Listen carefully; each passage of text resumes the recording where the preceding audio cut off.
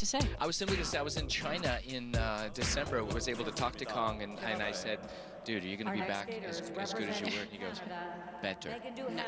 That is what you call confidence. Even better. Speaking of confidence, the Canadians, Meagan Duhamel, Eric Radford, continued their dominance on the Grand Prix circuit this season. Gold at Skate Canada and Cup of Japan. That's now 6 straight Grand Prix wins dating back to 2014. So they are 3-time 4 continents medalists, twice having won it, 2013 and 2015.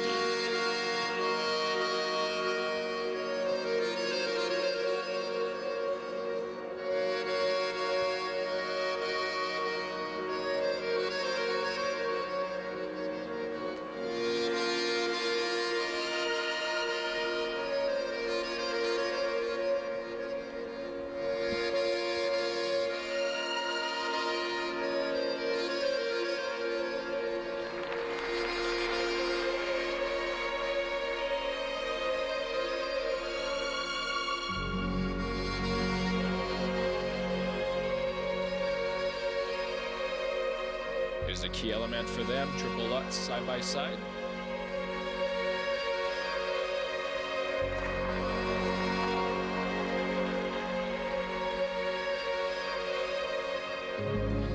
There's a grade of execution that is added on by the judges or taken off, depending on the quality. It's an opportunity for each skater to get more or lose points on each element.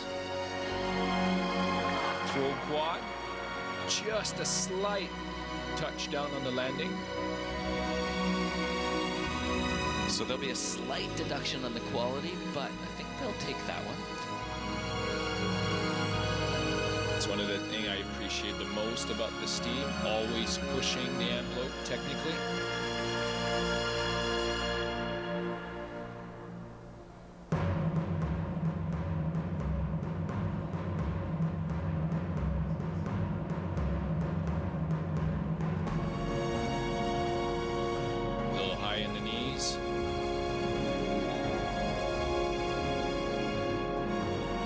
Sako side by side. Well done. Up together, landed together, great distance between them. Good tracking. So definitely some positive GOE on that one.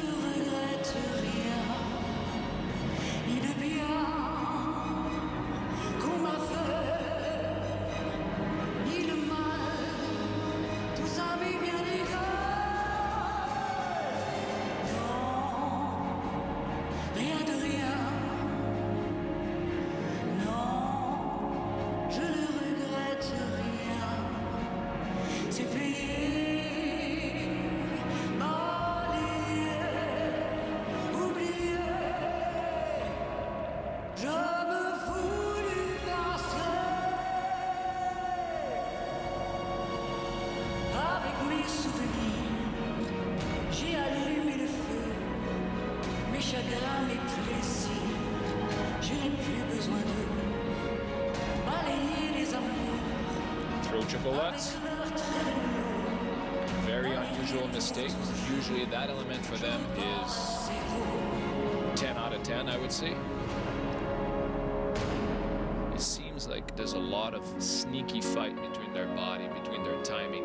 And when you're not fully in sync with your partner, you're working at places where you shouldn't be working. It's a very inefficient way of skating, and it makes you a little bit more tired than you should be.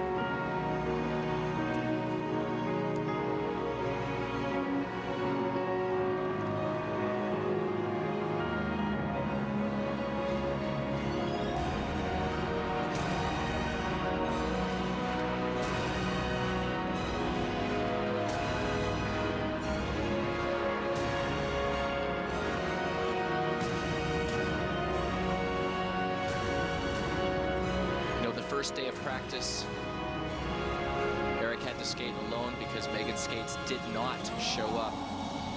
That's not a great way to start a week of competition. How does that affect you? Even though you've won as much as they have, does it still kind of throw you off a little bit? Well, I was trying to confirm, but there's a rumor that they have to send an old pair of skates. So if she's doing this well in an old pair, she's doing just fine.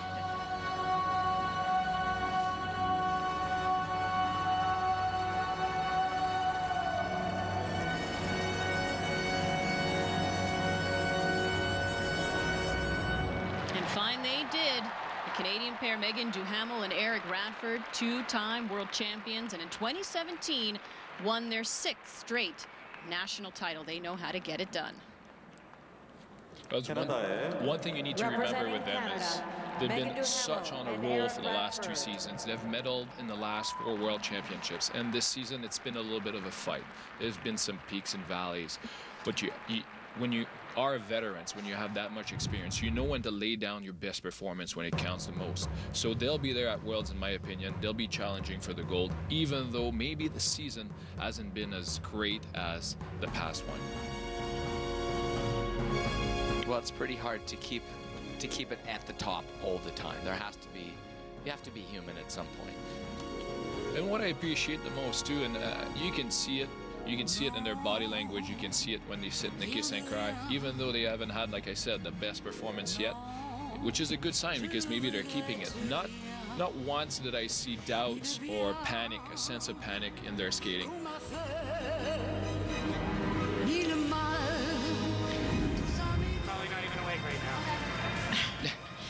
Maybe he's referring to the time change, of course. Definitely. I think at the Olympic time, it'll be about 14 hours ahead in South Korea compared to certain parts of Canada.